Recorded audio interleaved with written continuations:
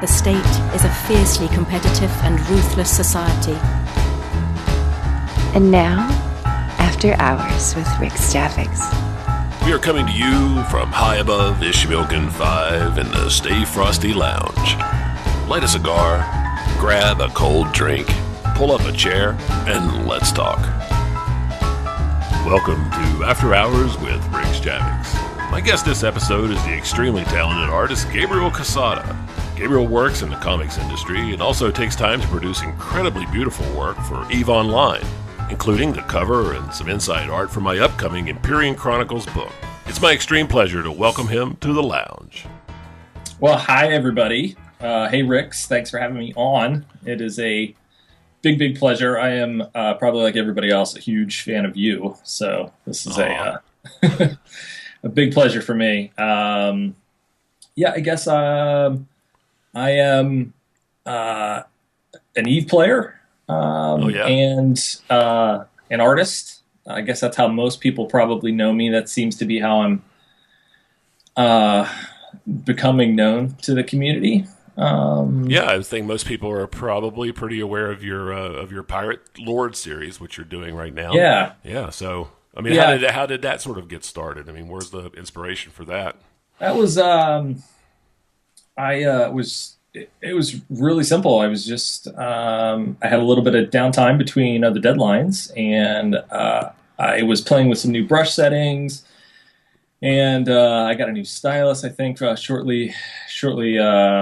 A little before that, I just had a lot of things that I wanted to try out, so I did a self-portrait, like an EVE self-portrait of my character. And nice, yeah. And that one turned out really well. So I just kind of put my antenna up, and sort of thinking, that I should do another one. So I did a lot of research and dug really, really deeply into the lore and found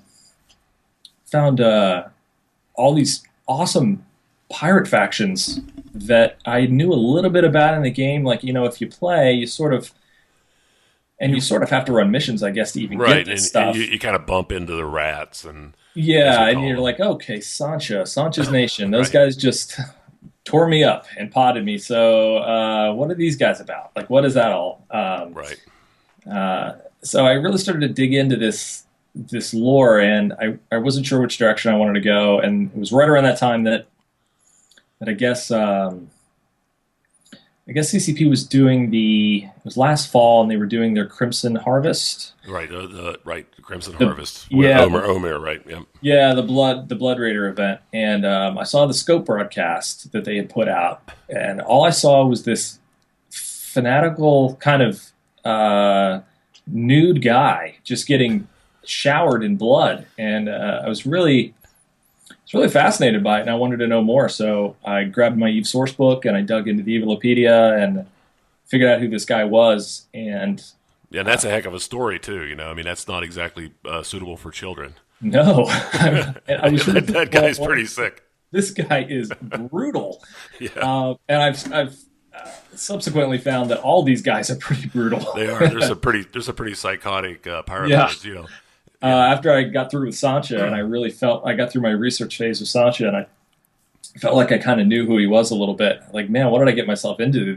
None of these guys are none of them go easy. They're not nice people. Nice people do not become pirate lords, I think. Yeah. So I did I guess by the end of that research phase, for Omer, I had a picture in my head. I did a couple of layouts for it and settled on one that I liked. And so if you're what stylus are you using, Gabriel, if you don't mind me asking? I have a few. You have a few, yeah. Yeah, and the very first one I got was super cheap. It was a Wacom bamboo stylus, and it's got no feetures whatsoever. Right. But it's kind of heavy, and it's made out of a heavier metal, So, and a lot of the styluses are super light, and I don't know. I sort of like that weight to it, but so I started using that when I went digital, and then I've probably spent a few $100s in the past year, and different styles. There's real fancy ones with Bluetooth connections, and Right. all kinds of things. And I don't seem to like them as much. I play with them for a few days, and then I drift back to my original Wacom Bamboo. Yeah. I'll tell you a funny story. I never really used the Wacom tablet a whole lot. I mean, for certain things, for doing cartooning or some kind of quick sketch thing in Illustrator or something. Right. But the Wacom that I had was almost 23 years old. Oh my gosh. Yeah, and I did all of those 142 of those spaceship posters with that for 23-year-old Wacom tablet. Yeah, you'll really get used to it. I got really used to it. Yeah, and it was simple, had no features at all. It was a little tiny square, and it was like that cheap plastic white stuff, that was really hot, like in the early '90s. I know exactly what you mean. Yeah. Yeah, and but it still works great, right? Well, I tell you what, my the Wacom tablet that I use in my day-to-day work to make my living is the smallest one that you can get. In fact, they don't even make it anymore. It's just postcard size. It's tiny. It's really, really small. And I've tried using the bigger ones. And I keep coming back to this. I guess it's just muscle memory or something. Yeah, because I'm having the same problem. I got got an Intuos large, and it's really nice, and it's got tons of features which I have used none of, and it's taking me forever. It's like completely learning something from scratch, really. Well, see, and I start to. I don't know if I just get bored or something, but my mouth starts to water a little bit when I see these new features, and I'm like, oh, if I had a whole row of buttons on the left-hand side, right. What can I do with that? And then I haven't even get my hands on something like that, and it turns out I do nothing with it. Right. So. Yeah, no, I haven't even touched those buttons, except when my left hand accidentally hits one of them. And a menu opens for no reason, and then I'm very, very angry. You don't know what the hell goes on, and then your Photoshop, right. buttons are all backwards, and exactly. 25 minutes to just figure out what button I hit by accident. Like an old dog trying to learn new tricks. But. Exactly. Yeah. So I keep drifting back to just the things that I know how to use. I guess the big lesson that I've learned over the years is that I don't really need. It's so much less about what I'm using. It's how you use it. Oh, sure, absolutely. I guess the comparison I've always made when I do. My living is in comic books, so I've done a lot of signings and things. So I get a lot of people coming up to me and saying, "How do you get into this?" Or, "Hey, I really want to try that type of art, but I don't have a good computer." And I'm like, well, you know what? Like Eddie Van Halen probably still sounded like Eddie Van Halen, even if he was playing through a cheap $50 guitar. Absolutely. It's not so much less about the tool, and it's more about what you have in your fingers. I don't know if you know Sergio Aragonés, right? Who did Mad Magazine. Have you ever seen him draw? Have you ever seen that man draw? He's so fast. Oh my God. Yeah, he's insane. And it's all just muscle memory and practice. And I've seen him do it in person, and that's just incredible. And the man doesn't need a computer. No, he doesn't. Yeah, he doesn't even need more than probably 5 minutes to draw an entire page. And it's all pretty much pen too. He never really draws with a pencil. It's just every time I've seen him, he does it with a thick marker, almost like a magic marker. Almost like a magic marker. Yeah. Yeah, he's got it in his fingers so deeply, that he doesn't even have to think about it. You just give him an idea, you give him a quick premise, and he can fill up an entire page. Minutes. Amazing. Mm-hmm. Yeah, so that's kind of where I guess the whole pirate thing started with Omir. Right. No, and you've done 4 of those now. I think so. 4 or 5. I just finished Fatal and the Rabbit and posted that. I guess in the gap between Christmas and New Year's. Right. And I don't know if that was 4 or 5, but yeah, those are nice. Have you gotten any feedback from anybody at CCP? Have they seen them? Or? Yeah, I've gotten great feedback. Minxie was sort of encouraging me to kind of tag Fozzie and Torfi Olafsson. I hope I'm pronouncing his name right, it's one of the I guess the art directors there. He is the creative director. Yeah. So I was kind of started tagging those guys, started tagging a few people, and Falcon, I'm sorry.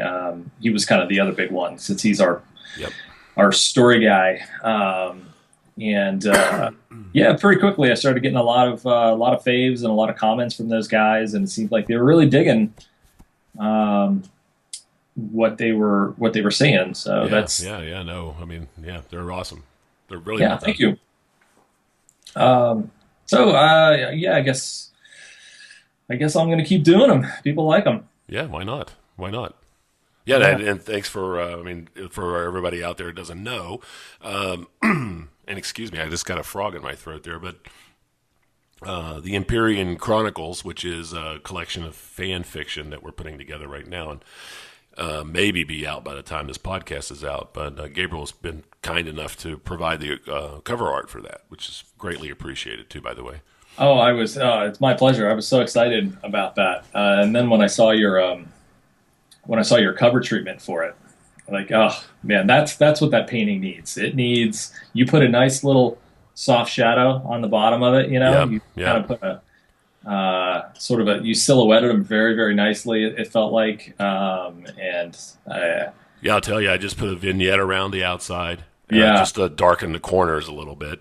And then I just cranked up the blacks on the levels just a tiny little bit. I think it was about you punched up the levels a little bit. And just about 8% or so. It drew the attention straight to him. Right, and right. As soon as I saw it, I'm like, that's exactly what that needed. Sometimes you don't know, especially for me, the way I work. I try to get things done quick. Sure. Because if I spend too much time on it, something happens in my brain where it's like a forest for the trees type of thing. I stop seeing the big picture and I just start to see small details. Yeah, and then it starts to get muddy and out of your control. Yeah, and I sort of lose focus, and it's really hard for me to get that back. And but it seems like if I can knock things out fast, then I can keep my perspective where it needs to be. I can stay focused on the big picture and not get ground into the details. And that was one of those paintings for me where I was at the end of it, I was getting really close to losing it. And it wasn't until I saw what you had done on the cover where I was like, that's exactly what it should be. Like if I could go back in time, I should have put a vignette on there because it looks so much better that way. Well, and that's one of those things where, especially I'm assuming guys like us, I'm saying, but where, having a creative director or someone who's got fresh eyes, exactly, really kind of does help. And I know you do some work in the comic book industry as well, right. So I'm sure that happens to you quite a bit too, where you kind of think you're done and you send it off, and then somebody else sees it a little bit differently than you do. Yeah, and you know what, I've come to really rely on that. Right. That's that kind of safety net where I can follow my instincts and I can do the best job that I can, but eventually, the deadlines don't move. You got to hit your deadline. So exactly. I send things off, and sometimes you just need somebody's extra feedback, that fresh set of eyes to look at it and say, well, you know what if you did this, or what if you did that? And almost, at least in my experience, in almost all cases, it's always come out better because of that feedback. Yeah, no, I think it's almost 100% of the time, really. I mean, even if it's not directly, it springs something in your mind that releases an idea that you probably didn't even realize you had. Exactly, yeah, or it takes you down a path somewhere that you might not have gone otherwise. I'd love to show things to my wife, even though she doesn't know what the hell a lot of these things are, especially these e-portraits, But sometimes that's good. That she doesn't know who this guy is. She's not bogged down in his details at all. She's looking at it she's seeing the forest, Right. Yeah, sadly, I have that here too. I ask my wife all the time, but today it didn't work out so well for me. She's gotten to know me a little too well. Yeah. So I'll tell you, I just finished a painting, digital painting for Care for Kids, and the online charity, and their posters are going to be auctioned off to raise money for the charity. Nice. And CCP's been kind enough to give us the licensing to do that. Mm-hmm. So that's very cool. And so I just finished that up today, and I had it up on the computer monitor, and my wife walked up, and I said, so? And she's like, well, what do you think? I'm like, that's not what I want to hear. Well, I know what I think. What do you think? She thinks I'm setting her up because I do that. I'll set her up for something, like, so she'll say, well, I don't know, and I'm like, yeah, that's what I thought too. I don't really like it. Yeah. Well, I have that quintessential artist curse where I hate everything I do. Right. It's not as good as anybody else's.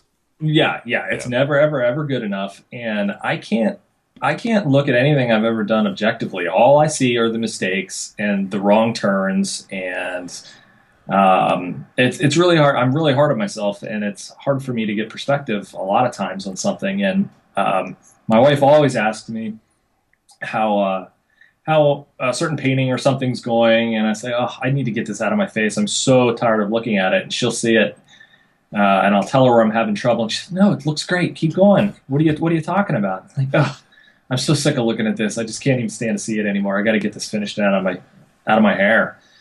I always wondered what it would be like to be a creative without any knowledge of anyone else's work, because I always judge myself by the most, probably the worst people you can judge yourself by. I always, imagine Roger Dean or Moebius or somebody standing over my shoulder. Yeah, exactly. And I'm nowhere near that good. I know. I did it. I beat myself up for years and years. I wasted so much time in my life that I could have been spent creating.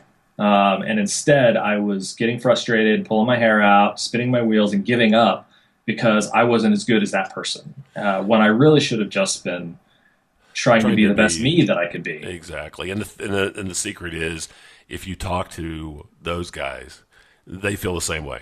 Yeah. Because they have somebody that they look up to that they're never as good as. And I know, Boris, I met Boris once years and years ago, and I did some work with him at Marvel when I was art directing some projects back in the day, and he was awesome. And, I was just, he's a hero of mine, it's a lifetime opportunity to work with Boris Viejo or Julie Bell or somebody like that. Absolutely, yeah, it was great, and I got to work with a lot of those guys for a short time there. I was back in the mid '90s. I was doing pretty much all the trading card sets that Marvel was putting out. And, I was buying them. So, oh yeah. Well, I was a big fan of your work cool. long ago. Then, yeah. No, I did Marvel Overpower card game and a whole bunch of the Marvel Metal sets and X-Men sets and all those. But so it was fun, and I got to meet a lot of those guys and work with them, so it was pretty cool. But they're all the same. They're all the same. They all have their insecurities, and they don't really think that they're all that, and that's why they're uncomfortable around fans, and when they come up to them at the conventions and stuff, because they don't really see it that way, Yeah, well, you're just, to them, they're just living their life. They're just paying their mortgage, and I think, at least for me, I get kind of uncomfortable when, I know it sounds stupid, but I get uncomfortable sometimes when I get attention for my work, and I know that, I don't know, there's a weird dichotomy there, a disconnect that doesn't quite make sense, because we work in visual fields, and our work is meant to be put out there and appreciated and critiqued or whatever, but whenever I get approached about it, or I always get uncomfortable when I do a convention or something and I have a table and people come up and start looking through my portfolio. I don't know, I guess I always just, I revert back to my fragile artist ego deep inside, the little kid. Yep. It's just afraid that they're just gonna say something terrible and walk away, and I'm gonna have to wear that for the next 48 hours. Yep. It's such I always feel like I'm walking on eggshells whenever I'm. No, I hear you. You. No, it was this is way long time ago, back in the early mid 90s or 80s actually. And I was at a convention, and I was friends with I don't know if you remember Timothy Truman, but Timothy Truman, yeah. So Tim Truman, Tim Truman, sure, yeah. And so this was at a convention. He got sick, and he said, "Well, would you mind setting in for me at the desk?" So So sure, what the heck, what do I got to do? So I'm sitting So you next got to play Tim Truman for a few minutes. I did. I'm at a table. I'm at a table, and Terry Austin is on one side of me. Great inker. I'm working with Terry Austin right now, actually. Oh, no way. Seriously? Yeah. Oh, that's awesome. I swear. Yeah, I've been working with him for about 2 years, actually. Oh, that's excellent. Yeah, Terry's on one side, and it wasn't John Burnt, but I can't remember who was on my left. But anyway, another one like that, right? So, and Right. I'm nervous as hell. I'm just this kid, fresh out of art school, trying to make it in the comic book industry. And I'm like, what do I do? What do I do? And people are coming up going, who the heck are you? And I'm like, well, I did some work for Caliber Press, and I have an anthology of horror out, and I do a small press publication. And they're like, oh, well, draw me X. And I'm like, and Terry leaned over. Yeah, Terry leaned over and he said, just draw, man. They don't care. And I'm like, all right. So yeah, I one of the last big conventions in Baltimore last year or 2 years ago, I don't know, but Baltimore is a great. I'm sure living in PA, I'm sure you've been to the Baltimore Comic Con at some point. I have, yeah. Yeah, and it's such an amazing venue. It's one of those. In my mind, it's one of those Comic Cons that's still sort of a pure Comic Con. It hasn't been taken over by a lot of outside interest. It feels like it's all about the creators and the books. Yeah, there are still a few of those around. Yeah, Seattle's another big one. Emerald City, I hear, I haven't been out there, but that's supposed to be another one like that. But I split a table with an artist friend of mine who doesn't work for any major publishers. He basically makes he has a day job and he works these conventions all through the Northeast, just doing sketches. And I sat there for an entire weekend and watched him rake in so much cash, just whipping out sketches. Yep. I mean, he was, it's bad to say he's, like a nobody or something, because he's not, but he certainly didn't have, he's been published, but he certainly didn't have the recognition of like J. Scott Campbell or somebody, Right, he's not a name recognition. But he had a line of people the entire weekend, and in fact, probably by mid morning on Saturday, he had to shut his commissions off because he couldn't he didn't have time to do anymore. Wow, how about that? Yeah, but and that was a real learning experience for me too, just watching someone really kind of work the convention. I'm used to working crowds a little bit or engaging people in conversation and trying to sell books or prints or whatever I have, and it was pretty amazing to see like a businessman right, just making a business out of the convention itself. Right? He knew how to do it. He knew how to do it really, really good, and he walked out of there with a lot of cash. It's kind of like those guys that own a Batmobile. They just show up at shows and auto shows and things and show off their Batmobiles. Yeah, I've started to, I don't know these guys. I'm not a car guy, so I don't really know these guys by name or anything, but I've started to see the same guys. Yeah. So you get the sense of what the supplemental income in comic books is for them. They invested in this car, man, and and they're just driving it around. Yep, take it around. They'll do a hospital on Friday or something, and they'll do a Comic-Con Saturday and Sunday, and it's just pretty cool to see those cars too. Yeah, it was probably the first experience of mine. I was probably 5 or 6 years old, and I remember going to the local. I grew up in a small town, and I remember going to the local armory, and they had a little car show, and they had one of the original Batmobiles from the TV show. And the guy was charging I don't know, back then $5 to sit in it. So I got to sit in the driver's seat and get my picture taken in the Batmobile. So it was like $5, right? Mm-hmm. I thought that was really cool. I still have, my parents have that photo somewhere. I should find that. That makes your whole year. Oh, absolutely. It was the Batmobile. Yeah. Oh, yeah. No. Yeah. Where did you grow up in Pittsburgh? No, I grew up south of here in southern West Virginia. Oh, okay. In a small town there. My parents still live there, and so growing up, there was no comic book stores, there was no internet, of course. So the only comics that we got were at the local general store. We would walk. My brother and I would walk there pretty much every week and go through the rack, and it was just a spinning rack. So, that's exactly the way it was for me. I grew up in Johnstown, PA, actually. Right. Probably pretty close to you where you are now. Yeah. And we didn't have anything. In fact, I don't know if they even have a comic book store now. Apologies to anybody from Johnstown. I'm sure you, I'm sure you get your comics somewhere. But Yeah, they back might then, not actually. They're kind of hard to come by these days. yeah, the 70s and 80s, particularly when I lived there was nothing, and I had there was a mini market like a Sheets or something, and Right. the whole reason I got hooked on comic books was I was an altar boy at church, and I think my parents or somebody signed me up to serve mass, like a 6 a.m. kind of mass sort of situation, Right. through the entire summer. So, like when I wasn't in school, I couldn't even kind of sleep in and play. I had to get up at 6 a.m. To go serve mass, and I think one of the ways that they convinced me to do is they say, all right, if you serve mass on the way home, we'll pull over at the Sheets, and you can pick whatever you want, piece of candy, whatever you want. And they had a spinner rack. Yeah, nice. And through the course of that summer, I got every single book that was on that spinner rack for the whole summer, Nice. and I was hooked. That was it for me. Yeah, it was.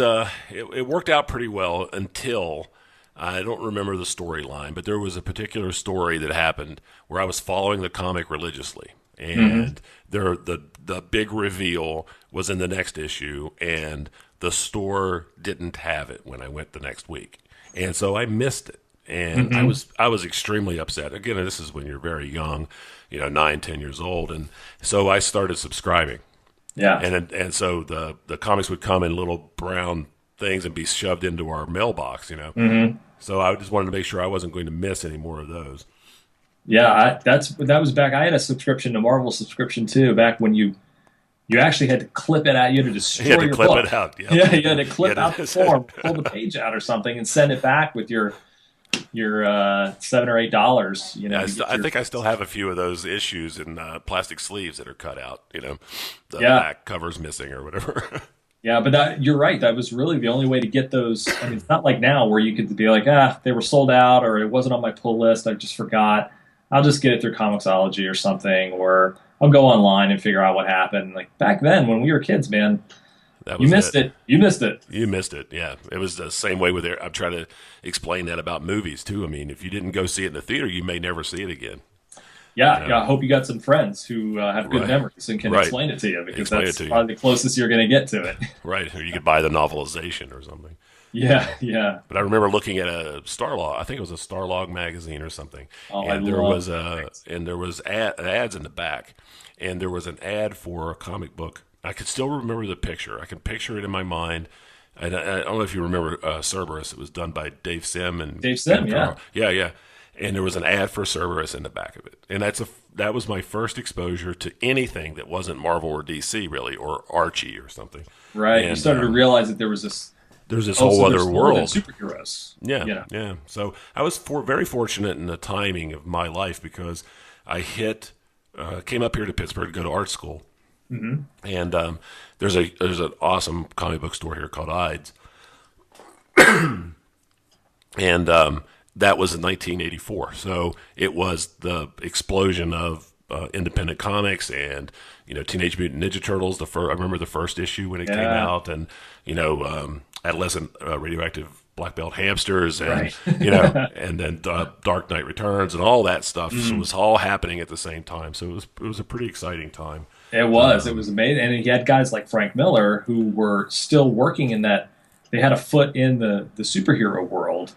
But I remember the first time I saw Frank Miller, which was his work, which was probably, Dark Knight Returns or something back then, or maybe his Elektra work. But it was so different. Just even when he was doing superheroes, it was still so different than what everybody else was doing. It felt like it was outsider art. Even when he was a house artist there at Marvel, and he was doing Daredevil, he was doing his run on Daredevil. It was insanely different than anything else that had come before it.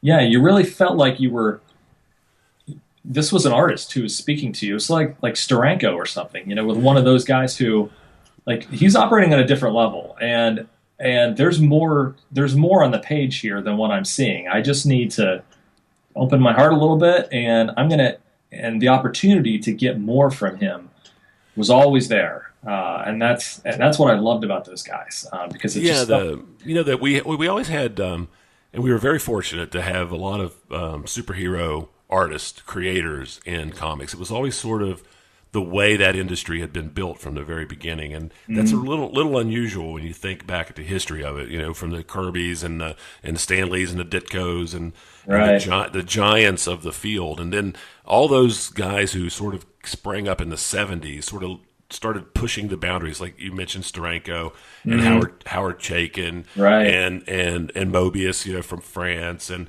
those guys were sort of doing things that nobody else had ever done in the medium and really experimenting with it. And then that next round of guys that came out of that, the Millers, the Bill Sienkiewicz's, which that was just mind blowing stuff, Yeah, and there was, when I was growing up in the early, I guess, sort of coming of age in the early mid '80s, there was all that stuff that I almost felt was kind of dangerous, like reading Frank Miller or something.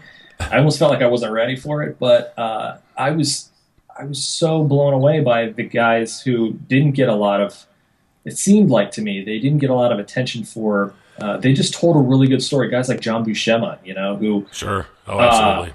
He could just draw, it seemed like he could draw anything, and he drew it perfectly. Or John Romita, that those guys who drew a woman or a man so devastatingly handsome. They were such workhorses too, those guys. And the Buscema especially, like, my favorite Buscema is like Conan, when he was on Conan and those were just absolutely gorgeous. And I even today, as a matter of fact, I just ran across, I was moving my office and I ran across a full page illustration that he had done of Conan with some kind of scantily clad woman on his side, and the skulls under his feet and all that. And it took my breath away because of the line work, and I'm like, I'm such a slave to that, because I just looking at the line work that was involved in that illustration, it's just absolutely incredible. Yeah, I paged through, I had bins full of old comic books, and I'm a sucker for whenever we go to a flea market or something, because I'll just drop cash on a lot of old books. And they're in terrible shape, and they're not really worth anything, I guess, as far as a collector's concerned. But there's so much, if you're looking to be inspired, oh man, it doesn't, if you can find an old John Buscema issue of almost anything, or John Romita Spider-Man or something, it doesn't cost too much. They're absolutely amazing. And it's such good work. Yeah. Such clean and, just devastatingly perfect in a way. Yeah, perfect his Mary Jane, John Romita's Mary Jane. Oh, amazing. If you're ever going to have your heart broken on a page, it's probably going to be from lines that he put there. Right. Yeah. And it's like, for me, the first time, I can still remember going into the store and seeing the graphic novel that Bernie Wrightson had done on Frankenstein. Yeah. Yeah, and that just changed my whole style. And it was when I was in art school, and you can see it in my work at art school, which I have a portfolio in the closet somewhere. But you can see, like, okay. Oh, look, he saw Bernie Wrightson, because all of a sudden, this is the point. The exact same thing happened to me, and I almost, looking back on it, I thought about this a couple of years ago, because I found that portfolio in the back of one of our closets, and I try not to look at that stuff, because I don't know, it's sort of, I understand that I wasn't where I am now, but I don't know, it's sort of if I look at it too long, it depresses me or something. So I try not to. I try to keep it in the back of my brain, where I can look at it with rose-colored glasses. But I almost sort of wish I never saw Bernie Wrightson's Frankenstein, because it totally messed you up. Yeah, it messed me up because it was so good, and it skewed it stopped me dead in my tracks. So wherever I was at the time, whatever I was doing, it stopped me dead, and it started me on a path of trying to be a bad Bernie Wrightson clone. Yeah, and we weren't the only ones either. Your life realizing that, well, only Bernie Wrightson is Bernie Wrightson. I just got to be me, and then you got to try to salvage what you a little bit. There's so much of, or when you're in your early years and you're just getting started in this business, and it is a little bit of mimicry. You have your favorites, and you try to do your own thing, but you also think that this is proven, and this is kind of, I love it so much, I should be able to do it. And, it only really when you start to mature And all those things are good lessons as long as you don't get stuck there, which was always my fear, right? You're going to get stuck with a John Buscema ripoff style. I'm going to be one of those guys. You're going to be one of those guys. Right, who just never really going to know who I am because I'm trying so hard to be John Romita or something. Right, and then you sort of realize, as you get older, that it isn't about that at all. And I actually in a place right now in my career where I'm kind of in that kind of rut right now. I'm just trying to find out what the new me is because I spent so many years doing other things, and I'm told my wife that it's like, well, I've got to stop trying to be this thing that I'm not and just be the best. Me, I can, because I'm kind of reinventing myself at this point. Yeah, wherever it takes you. It's as long as you're true to yourself, then wherever you end up is where you were meant to be. I mean, that's the way I look at it. But you're absolutely right. I mean, when you come up, I think you need to have those guys who you look at and say, that's where I want to be. If I could write my own next decade, that's where I would like to end up at the end of it, is where that guy is. But I think you're absolutely right. I think it's really good as long as you don't let it overtake your whole. Well, there's the positives, who have done that, right? And there's a positive thing to it, and there's also a negative. And the negative is also important too. And by negative, what I mean is I don't want to be that guy, because there's always those guys too that you don't necessarily care for their work, and you don't want to be them either. So it's kind of that dichotomy between the good and the bad.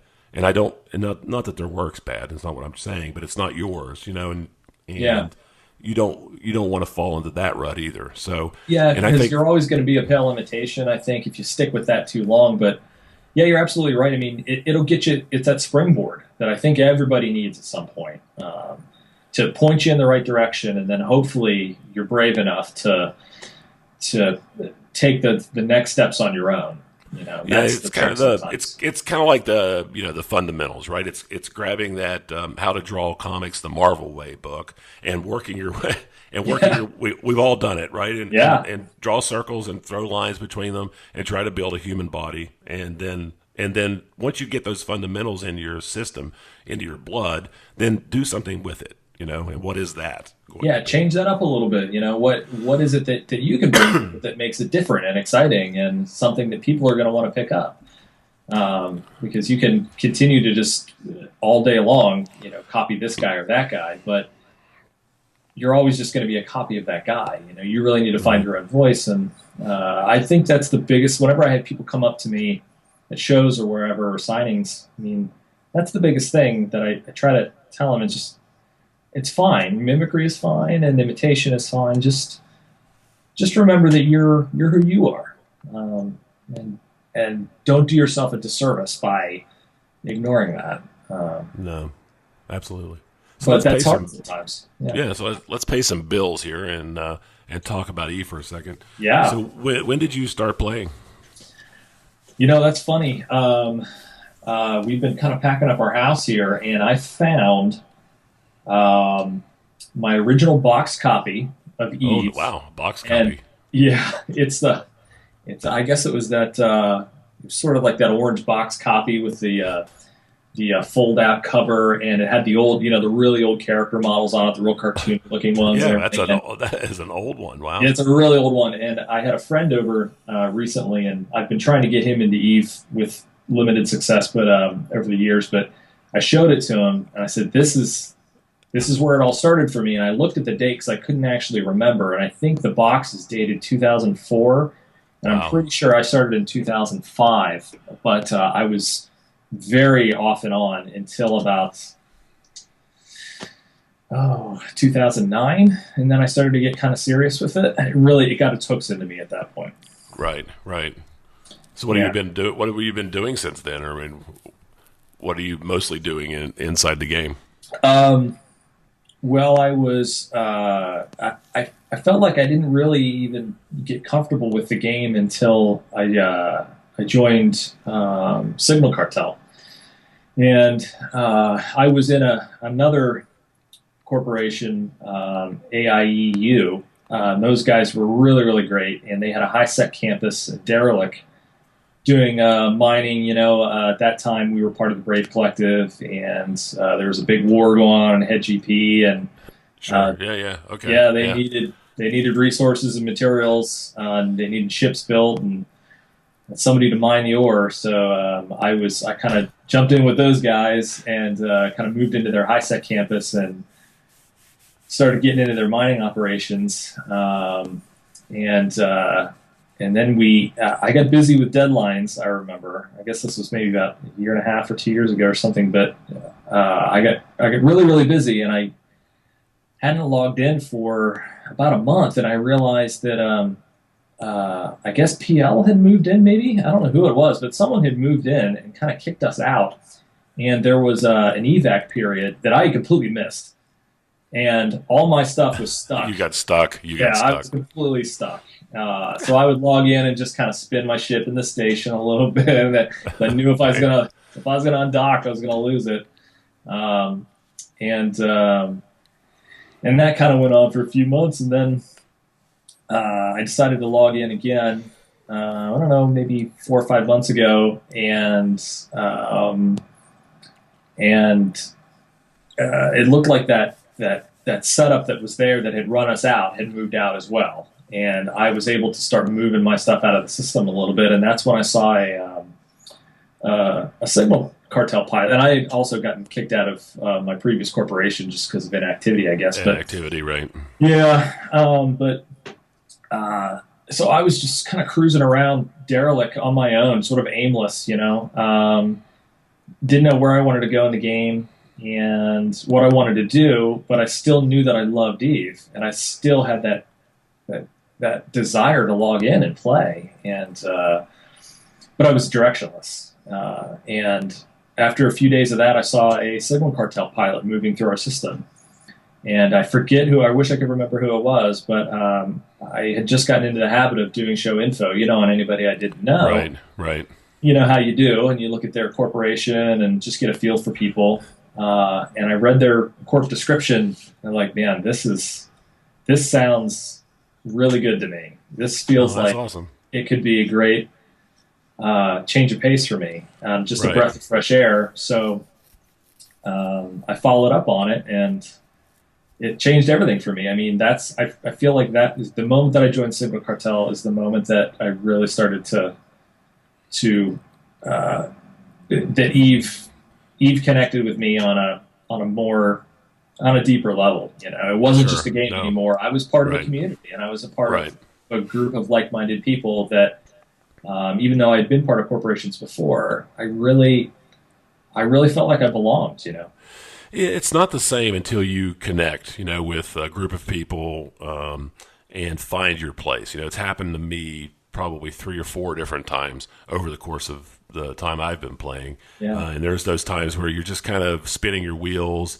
Not that anything's bad necessarily, but the place you are is not quite yours, And then a lot of the times that's what I've been searching for as well. And some of the corporations I've been with have been amazingly awesome, and the people have been great, and I'm still friends with them and everything. But it really wasn't trying to figure out what that was going to be, and then once you find it, then it's kind of done now. Yeah. Yeah, you feel like you've found a home, and I think in a game like this, like I said, I have a friend who I've been trying with limited success over the years to get him into Eve, and he seems to try it, and he washes out, and I keep trying, but and to his credit, he keeps trying as well. He keeps giving it another shot, but it took me 4 or 5 times before it really clicked with me. But I think it's that sandbox mentality that is kind of brutal for people. It's you need to have that community connection, that connection to other people really, really quickly, at least in my opinion, because that's what makes this game great. It's not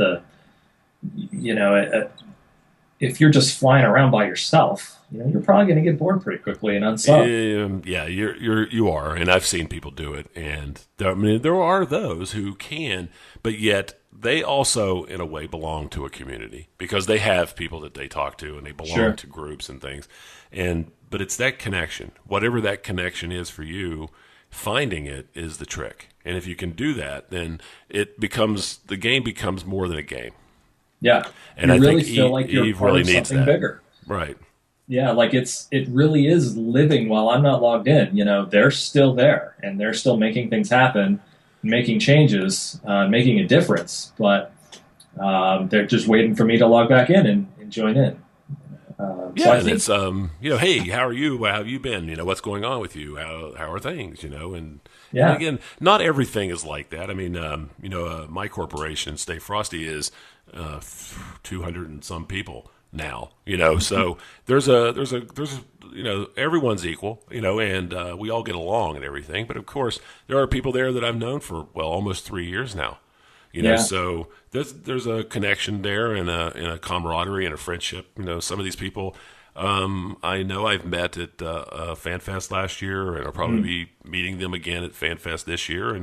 And I'm sad to see you're going to Florida because we're going to have a get together here in August in Pittsburgh. So Oh kinda hoping man. you Well, might be able to hey, make never that. say never.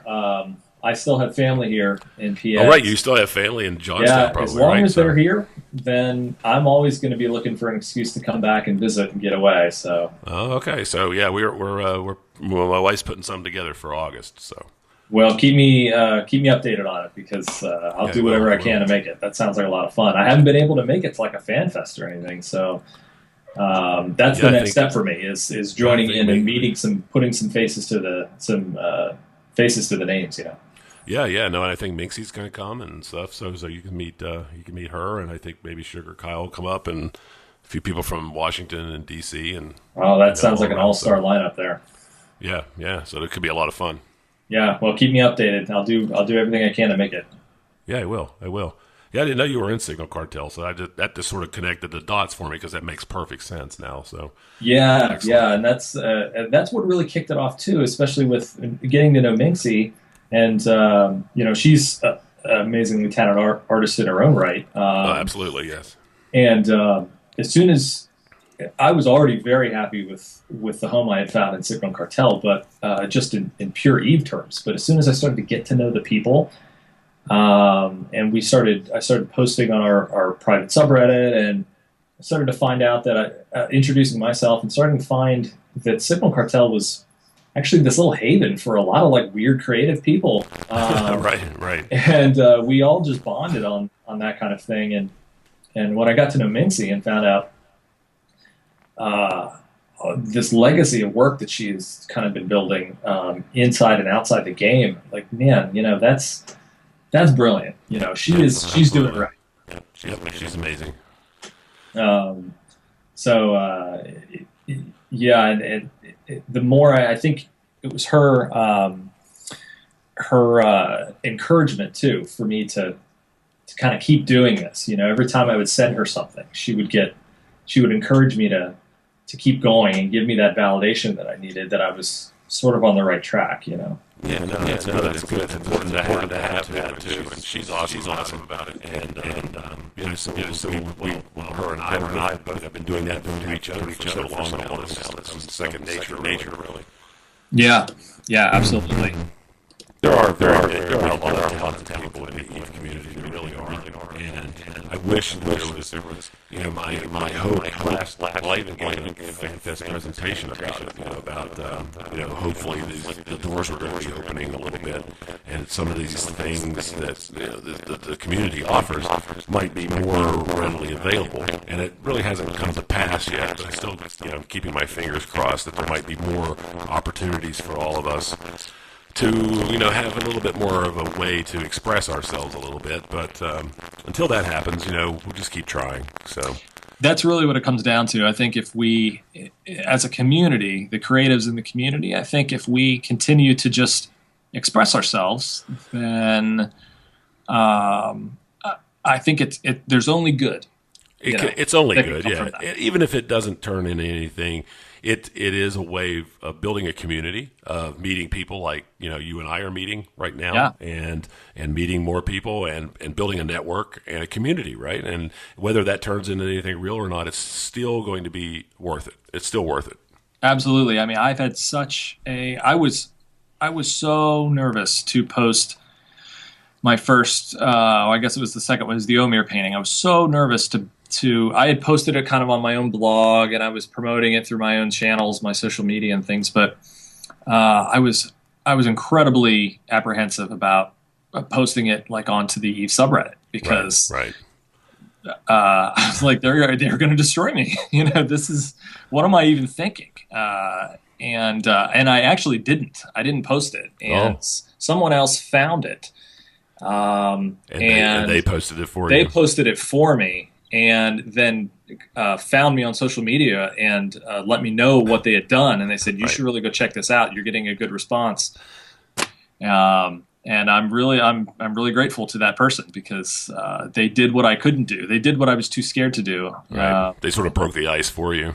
Yeah, and I'm really glad they did because I think I was so afraid that it was going to turn toxic and go wrong. But I guess I just got lucky, and people really seem to like it. So I've connected with so many more new people that I never would have known before, just by posting artwork. Oh, I do, absolutely. Believe me. Yeah, I mean, I get requests every day. I can't possibly take care of everything that people want me to do, but I've said this before. The art that I've been doing for 8 years now, which was really at first, because I owned my own business for 10 years, 11 years, it was really just sort of a hobby, just something to keep my skills going in certain things.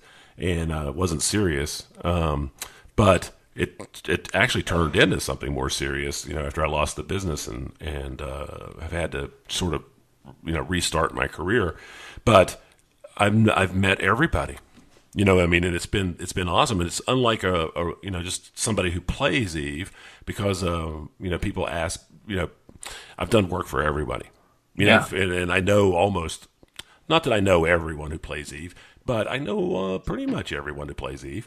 The different alliances and the leadership and the things. People were, that logo, I did that. Or those things. So it's really cool. It's an interesting place to be, and I think art speaks to everyone, right? Mm-hmm.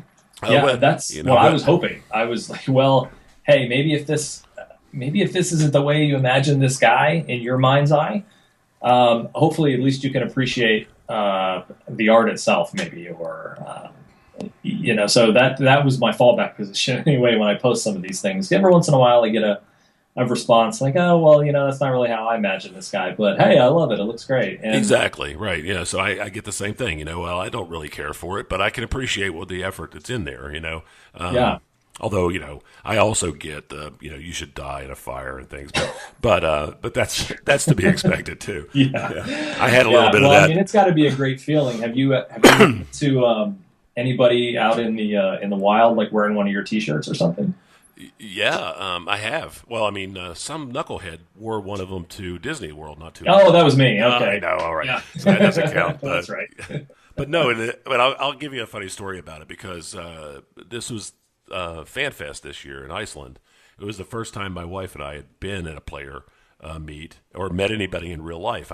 Up until that point, and I had to do it all at once, right? Up until that point, the only other person I ever met in real life was my oldest son, who he and I started playing Eve at the same time. Mm-hmm. So I had never met anyone else who played Eve in real life that I knew of, anyway.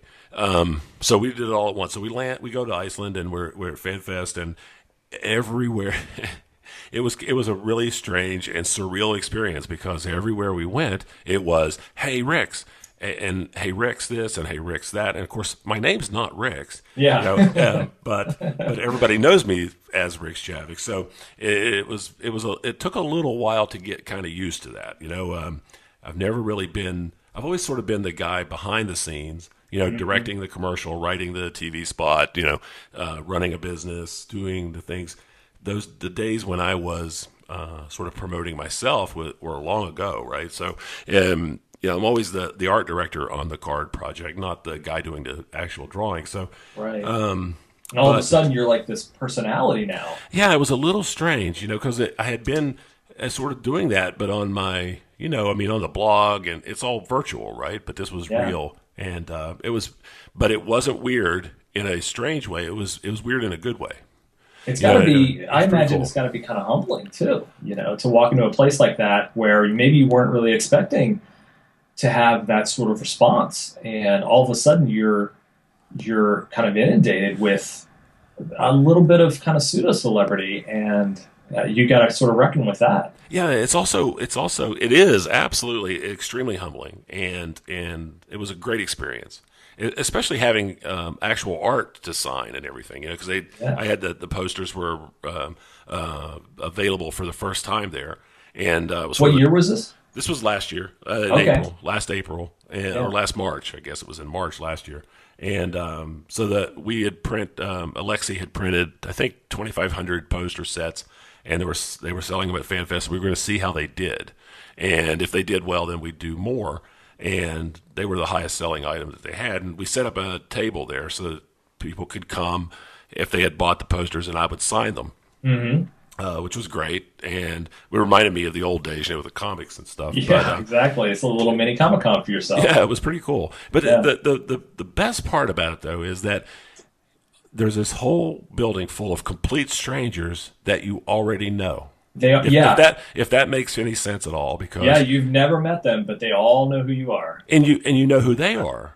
Yeah, because that's Naiden, and that's Drakern, and that's Minxie, and that's Mitani, and that's CCP Mimic, and that's I know all these people, but I've never met them before. That's the amazing thing about this game to me, is that other games, I think maybe Blizzard games start to get close to this in some sense, but I feel like those games are almost too big to have that personal connection. Eve feels like it's the right size, that if you want to get engaged in the community, then you're gonna start to make those connections and figure out who everybody is, and the universe just starts to get a little bit smaller, and you get to kind of know everybody. But it feels like that's what really makes the game special. Is that it's more than a game; it's about all those people. Eve is like a small town. Yeah, it's like a medium-sized town that you can potentially know everybody there. Mm-hmm. It's not like New York City, like Warcraft to me, or Blizzard, or EA or something like that. It's like New York, right? There's no way. It's the center of the universe. But Eve is very much like a small town. That's a perfect way to think about it. That you just summed up what I probably had in my mind for years, and I just couldn't articulate. Because it feels comfortable, right? Because it's not overwhelming, and you can potentially get to know just about everybody, in one way or another, or at least hear the stories, or know what's going on across town, in the Goon Swarm or in PL or something. Even if you don't know anyone there, it's like, well, I hear about what's going on over there.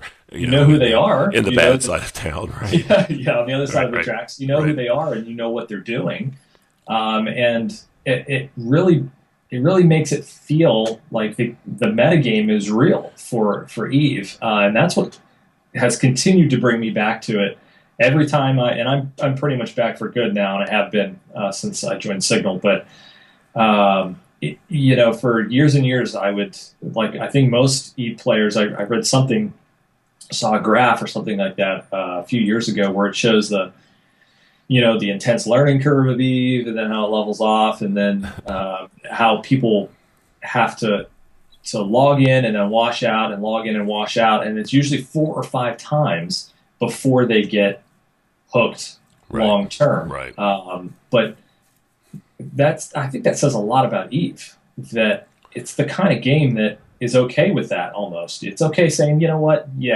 maybe it doesn't work for you right now. Come check us out next year, or come check us out in 6 months from now. Maybe that'll be the point that well, it is, because it's not just about the game itself. It's also about your real life and where your headspace is at the time, and what's going on emotionally. And I know I've been through, when I started, life in the world was a lot different than it is now, and I've been through some drastic, catastrophic changes in my own life just playing Eve, and a lot of those things that were going on in real life dictated and changed the things that I was doing in game as well, and it does that for everyone, and we're all going through changes and moving, or graduating from college, or getting married and having children, or whatever it is, and that Eve is kind of uniquely set up that way, especially now with the skill queue that's set up the way it is, and you can potentially set your character up to train for years and not have to actually log on, right? So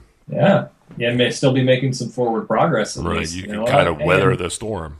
yeah, I'm really busy right now. Or like, hey, we got a big move coming up. If I can't log in for 2 weeks or something, then at least I still feel like I'm making progress in You're some strange accomplishing way. something, right? Yeah, Where before if the skill train ran out, your character was just sitting there spinning its wheels and not doing anything. So it's that's unique been a that big way. change. It's like if in WoW or something, I mean, or another game, you need if you're paying a subscription, certainly. I mean, you gotta log in and get your money's worth, and that's the only way that you're having fun or making any kind of progress. And Eve seems to be one of those rare experiences that just the metagame is so much is almost as big as the game, if not bigger. And if you find your place in it and you find a community that works for you, then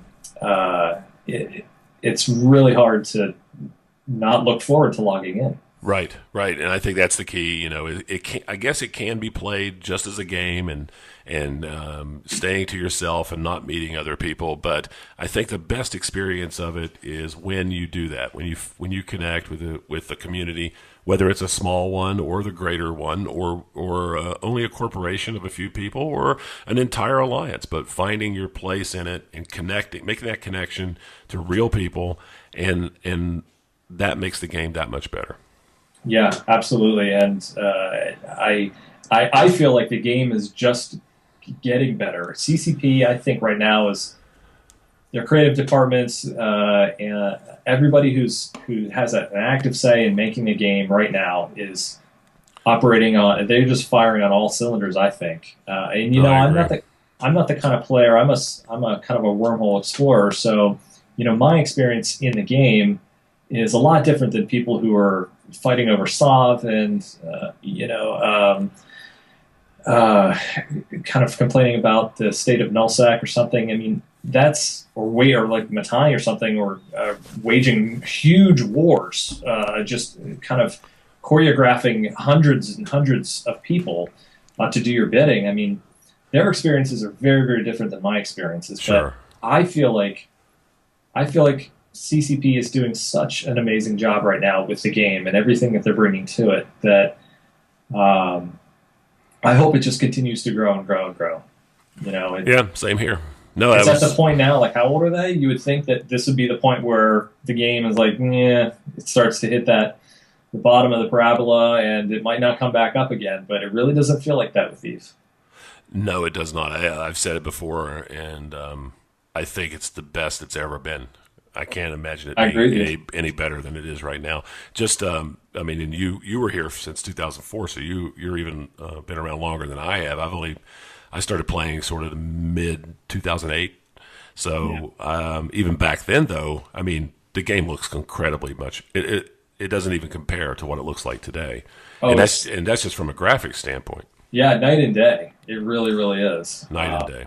And I almost can't even remember those early days. And I was really off and on back then, mostly because I didn't have I wasn't engaged that way. I wasn't part of the social. I didn't have a social connection to the game. I was just logging in, flying my spaceship, maybe getting blown up, maybe blowing someone else up. I don't know, and then getting distracted and doing something else. I didn't have that secret ingredient, that Yeah. really makes Eve special for so many people. And I'm so glad I found it. Yeah, same here. I mean, I was when I started playing. My son had been playing for 2 weeks, and he convinced me. Well, and he showed it to me, and I was like, "I've got to have this. I've never seen anything like it before." So I logged on, and he's like, "Well, you should probably join a corporation or something." And I'm like, "No, I'm just going to fly around and on my own and figure out this thing, and I don't really want to get involved with people or join a corporate or anything like that." Yeah, yeah.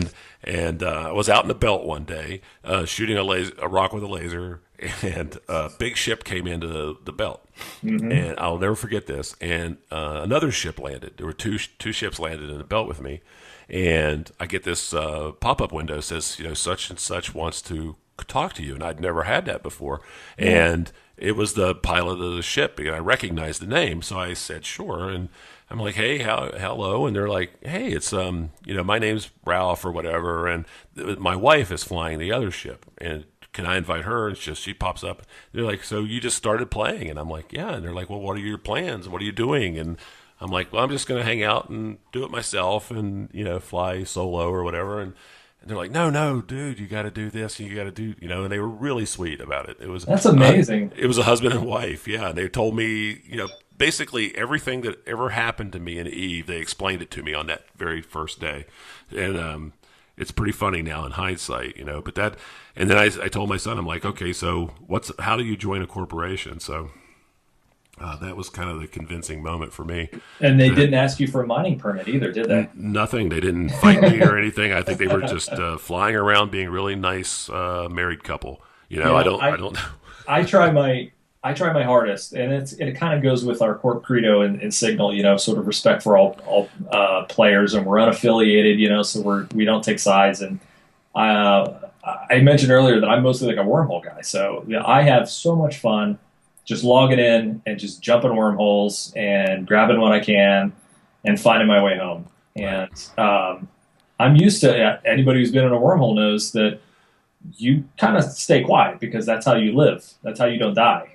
Right. I was in a wormhole, and it was obviously that it was empty. I'd done all my research on eVi and everything, and wormhole.es, I guess, and I found that I was pretty safe. If I wanted to just plunder this whole place, I could. And I got to the end of my run, and somebody started talking to me, and I was like, I'm almost done. I could just get the heck out of here. But I decided to engage this person, and it was a player. It was a new player, just a little Tristan, or a Kestrel, I'm sorry. And he was asking me all kinds of questions that only a new player would ask. And it was so much fun to be on the other side of that a little bit, and to not be such a jaded, bitter vet about the game and fearful for my life, so completely cautious about everyone and everything who were just going to kill me and take my stuff that It was disarming. And we sat and talked in that wormhole for 20 or 30 minutes, and I got to the end of that, and I wished him well, and I was like, you know what, that's what it's really about. That's what makes this game great, is meeting those kind of people just purely by chance. Yep, and I think it to me, it's always about trying to remember what it was like to be that young in the game, and never losing sort of that perspective, and try, even as I'm an evil person. I shoot ships for a living and I blow up pods. But even so, to help out as much as I can. I mean, I have done this before, where, and we do it all the time actually in Stay Frosty, where if we blow somebody up that turns out to not know what they're doing, or just the other day, I attacked an Algos with a Tristan, and I killed it, and I was like, well, that's really kind of unusual. And when I got the kill mail back, I'm like, well, no wonder the guy, it was terrible. So I convoed him up, and I'm like, look, can I help you with your Algos, or give you some advice, or I've sent people ISK, just out of the blue because I felt bad for them or whatever, because people have done that for me in the past. There was a time when I lost 7 ships in a day. Yeah, I've been there. Yeah, and I had just gotten to where I was actually making some ISK, and pretty much spent all my ISK on those ships, and I was feeling very depressed, and their corporation had a mining operation, and so I was providing security for the mining operation, and it was the only ship I had left. And I was saying, I'm like, I just had such a bad day, and one of the older players, I think they were in an Armageddon, which was a battleship, and I was like in a cormorant or something, and they gave me like 150 million ISK for no reason, and I'll never forget that, because that was kind of what set me off on the right. It's like, okay, Not everybody is out to get you, right? Toxic and brutal and just wants to just ruin my day. There really are some really good people. Yeah. Yeah. At the very first, I saved for I was weeks and weeks and weeks and weeks I was saving for Stratios, and I had it for about 45 minutes, and it was it was taken away from me. And I was like, you know what? This and you just have that moment where you just know that's the game. It's the game that you signed up for. It's part of the reason you enjoy playing, and like I can't get mad at it because it just isn't my day. But that's what makes Eve so exciting flying around, is that any minute I could lose that ship that I've been working for weeks to get, and now it's gone, and I got to find a way to get another one. Yeah, there is a real risk to the game. Whenever you undock, you're putting yourself and your ship at risk, and that's the reality of it. You know, you have to work hard to get somewhere or get something that can be taken away from you in a moment's notice. Yeah, it's cruel. It's brutal. It's very brutal and very and cool. I can understand why people wash out. But you know, the friend that I'm trying to get into the game, and that seems to be his big sticking point. It's just that, you know, that possibility that he's used to traditional theme park games where you're on rails, your story is on rails, your character's on rails, and you just need to figure out the correct order that you need to do things in, and you're going to advance. Yeah, there aren't any walkthroughs for Eve. No, it's scary that when you first log in. I mean, even if you do have friends, it's that pure sandbox mentality where I gotta figure out what I find fun and then go do that. Right. And it's daunting. And whenever you take a couple of hard lumps like that, especially early on, it's really tempting to be like, you know what, forget this game. It's just not for me. But it's so rewarding, and I keep telling him it's so rewarding if you stick with it and you find the right people to fly with. The game is going to reward you for playing. It does, and the joy that you get for overcoming those cruel odds is unlike anything else. Nothing like it. Nothing else like it. I feel like $1 million because it's not memorizing key commands. It's not memorizing XYZ coordinates or any of the other things that games have devolved into over the years. In Eve, it's all about what you know and the knowledge and experiences that you have acquired, and not that your character has done. You can train your character as much as you want, but it really comes down to you and the decisions that you make, and those affect everything around you. Yeah, you got to know how to fly that ship. Just because you can afford to sit in that ship doesn't mean that maybe you should take it out, because if you're not comfortable flying it, you're going to lose it. And it's one of the cruelest lessons that I know is, getting into a ship because you can fly it, but you can't fit it properly. And we run into those people all the time. And, we take their ships away from them because they aren't ready for it, And it's a cruel lesson, but it is a lesson. And I tell people that all the time when I convo them. I'm like, I'm helping you out by taking your ship. I helped you out. And whether you realize that or not now, you will look back and go, that guy did me a favor because he took my ship away from me because I wasn't ready to fly it. You know what? I never really got that upset because I think I always just understood that Eve is a PvP game, and by undocking, I'm consenting to PvP whether I want to or not. That's just the way this game is. I actually like that, even though I'm not a big PvPer. But every once in a while in Signal, we'll get some people who are obviously new players, and they'll get into Alliance chat or something and really be upset because they either got ganked or they fell into a gate camp they couldn't escape from or something, and you can just tell that it really hurt them. Yes. Because they didn't have the skills to overcome that obstacle. And if I ever get a chance, usually what I tell them was, the first time that I got code ganked, it hurt. It sucked. But I replaced my ship, and you know what? I'm so glad that it happened because they made me a better player. I play so much smarter, and I fly so much smarter because of that experience and overcoming that loss. That it was maybe one of the best moments that I've had in the game, even though I didn't know it for maybe a week. Yeah, it's a lesson that you'll never forget. And then when you do forget it, you'll pay for it.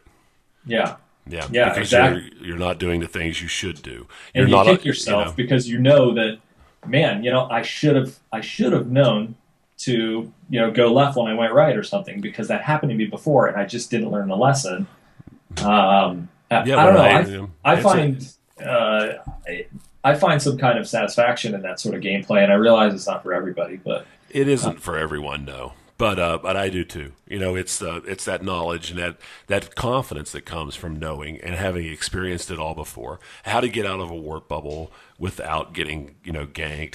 How to pop into a station camp or pop into a gate camp and survive and burn back to the gate or warp away or get away from people or to overcome the odds and take out 30 frigates with a single ship.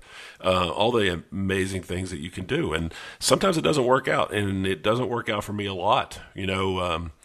And I've been doing this for a long time, and I'm really good at it. And I still suck at it sometimes. It just does. Things don't work out, and I make mistakes. And it's like I beat myself up about it, but I own up to it. And I admit, I just was really stupid. Yeah, if I'm flying back from a wormhole with cargo hold full, I got a half bill worth of cargo that I just need to get back to market to get rich from, and I'm not smart about the way that I'm getting home, and then it's nobody's fault but my own if I lose that ship. Yeah, boo on you for not having a scout, right? Yeah, exactly. Yep. So sometimes you just need to just play a little smarter, and if you let your guard down, you might get away from it. I've had some really, really close calls where I should have lost my ship. I should have absolutely lost my ship, but just because of some freak occurrence that happened to the other person and to me, I survived, and I should. Right. And those are those moments, where you almost get into an accident when you're out in your car, Right, exactly. I really should have hit that car, but I didn't. And sometimes you need those moments too, I think. It's 10% of luck is really, really important. Yeah. But knowing that you're never ever going to get by completely on that, you need to learn how to play. I think is a really important lesson for people too. And however you get there, but I do think it's about that social interaction first and foremost. Well, it's a checks and balances thing too. Even today, I'll load a fit that I've come up with into core chat, and I expect my fellow core mates to tear it to pieces and tell me why they don't like it. And I defend it, and sometimes I'm wrong, and I'll make a change to it or whatever. So it's part of the process as well as constant evaluation and refinement of tactics and strategies that comes from the people you trust in your own corporation. And I'm sure you guys do the same thing with probes and exploration fits and things. Yeah, absolutely. Yeah. I mean, just it never ends. And the game is changing so much with everything that's coming with Citadels and absolutely. I mean, the next year's Alliance tournament, I think with all those the new jump changes, right? Yeah. Oh my gosh, that is going to be insane to see what people do with that stuff. As soon as they get a chance to really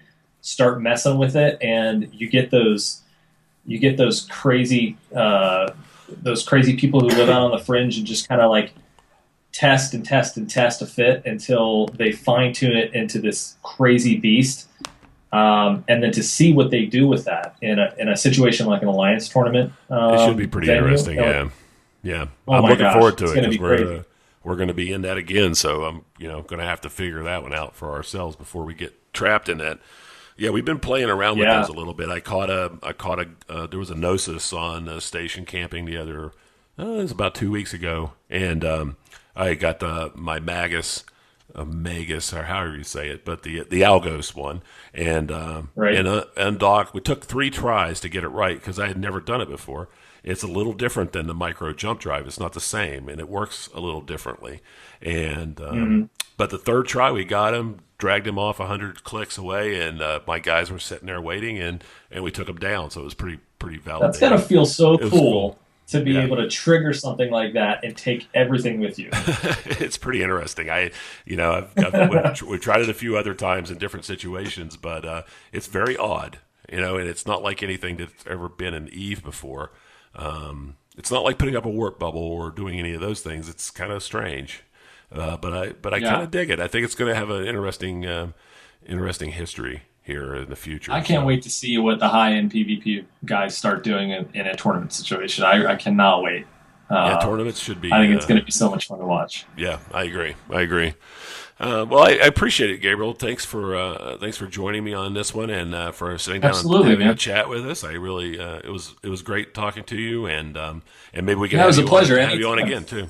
Yeah, maybe we can have you on Yeah, again too somewhere down the road. just yeah, just give me a heads up anytime. I guess people can probably see our work in all the usual places, and hopefully in your upcoming Empyrean Chronicles collection here. Right in the book, which hopefully is going to be around a month or so. So I heard from the some of the editors things are going really well. So it's just taking. Right. I don't want to date anything because I'm not sure when this podcast is coming out. But I also wanted to give you a chance to plug. If you have a website or something you want to plug, feel free to do that. Yeah, absolutely. I mean, if anybody wants to, if they're interested in my work, my paintings or anything, you can check me out. I have an art blog, Gabriel Cassata at .tumblr.com. You can pretty much find all my work there, along with some of my thoughts on the paintings. Easy ways to contact me are on there. That's usually the best place to get me. Let me see what my Twitter is. I don't tweet very much. I do a lot of retweeting. But I'm at G Cassata on Twitter. And you, I, and Minxie have a little artist enclave called Team Chroma. And that's on G Plus, right? Yeah, on G Plus. So if anybody is interested in seeing some of our work and a little some of behind the scenes of how we do what we do, then come find us on G Plus. We're called Team Chroma, and there's a lot of great art there too. And we're hopefully we can build that out a little bit more in 2016. Yeah, hope so. It's been a little odd for me lately. I've been doing a lot of weird sort of off the cuff kind of things, but I'm looking forward to doing even more of that in the coming year. So yeah, we're really proud of what we put together, and hopefully if we can get a few more talented, like-minded people to start building it out, we can really take this somewhere. Right. Yeah, I'd like to see that happen too. Yeah. All right. Well, I appreciate it, and you take care, and good luck on the move. Thanks a lot. I appreciate it, and keep me updated on your Pittsburgh get together next year. If I can make it, I would love to. Excellent. Yeah, well, we're going to have a date nailed down here in a week or so, and then I'll put the details up on Eve Meet, and I'm sure I'll be tweeting that and everything. So, but awesome. I'll also let you know. All right. Look forward to it. All right. Thanks, Gabriel. I All right. appreciate it. Thanks again, Rixx. Bye, All right, everybody. Fly safe.